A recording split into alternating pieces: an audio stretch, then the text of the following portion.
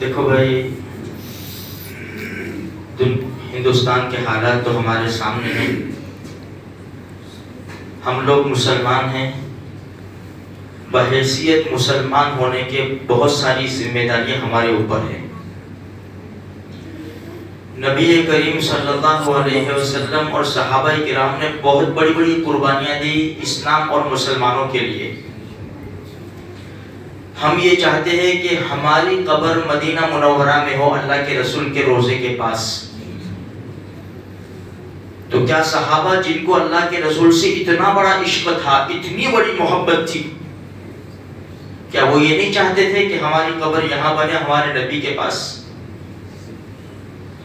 ہمارا عشق کیا ہے، ہماری محبت کیا ہے، ہم جانتے ہیں.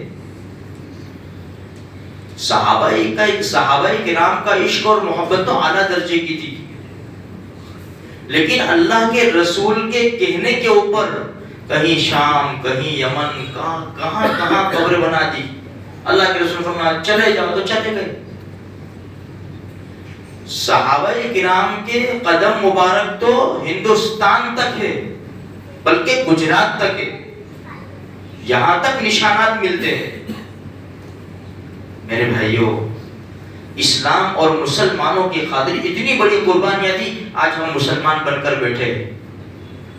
اگر صحابہ کرام قربانیاں نہ دیتے، اللہ کے رسول یہ جد و جہد نہ کرتے اور صحابہ کے پیچھے محنت کر کے ان کو دنیا میں نہ بھیجتے، ہمارا کیا حال ہوتا؟ بس ہماری ذمہ داریاں نہیں بنتی کچھ نہ کچھ.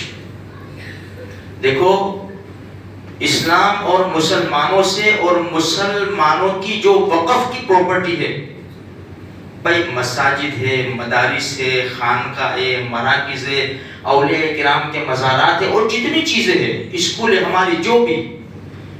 میرے بھائیوں، ایسی ہی فکر کرو جیسے اپنے دکان اور مکان کی فکر کرتے ہیں. یقین جانے ہمیں وہ فکر نہیں ہے.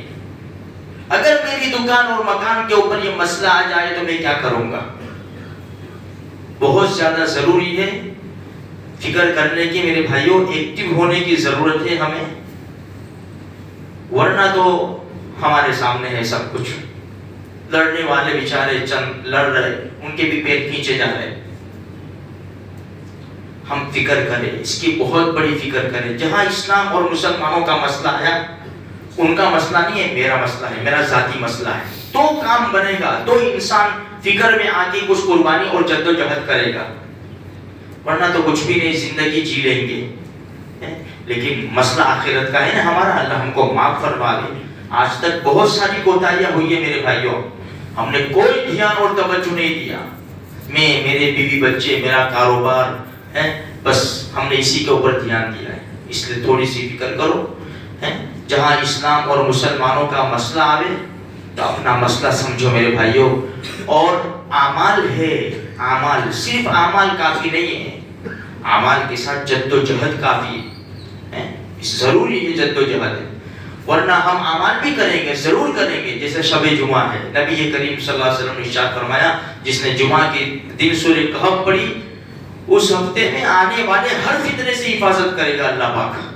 24 گھنٹے ہمارے پاس ہے، ہم اتنا بھی نہ کر سکے کہ ہمارے نبی کی بتائی ہوئی بات کے اوپر 15-20 منٹ ہم نہ نکال سکے، آدھا گھنٹہ نہ نکال سکے کہ فتنوں سے ہم بچ جائیں.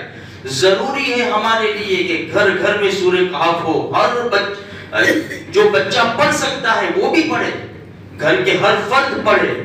اس کا بہت بڑا فائدہ ہے، اپنا ذاتی بھی فائدہ ہے میرے بھائیوں، اور عام مسلمانوں کا بھی فائدہ ہے کہ اللہ فتنوں سے ہماری حفاظت کرے گا انشاءاللہ. سورہ دخان بتائی اللہ کے رسول صلی اللہ علیہ وسلم نے، جس نے جمعہ کے دن سورہ دخان پڑھی، 25ویں پارے میں ہے، 3 رکوع، اللہ اس کے لیے جنت میں محل بنائے گا. اور درود شریف ہمارے لیے بہت زیادہ ضروری ہے. اللہ کے رسول کی ذات اقدس پر درود شریف وہ مسائل حل کرتا ہے کہ میرے بھائیوں، اللہ کے رسول صلی اللہ علیہ وسلم نے خود نے ارشاد فرمایا صحابہ کرام کو، کتنا پڑھو، اور زیادہ کر، اور زیادہ کر، اور زیادہ کر. جس نے درود شریف کو اپنا لیا، اس کے مسائل حل ہوتے چلے جائیں گے. اس لیے چلتے پھرتے، اٹھتے بیٹھتے، کام کاج کرتے ہوئے ہم درود شریف ضرور پڑھا کریں. اور جس مسجد میں ہم جمعہ کی نماز پڑھتے ہیں، جلدی جانے کی کوشش کریں.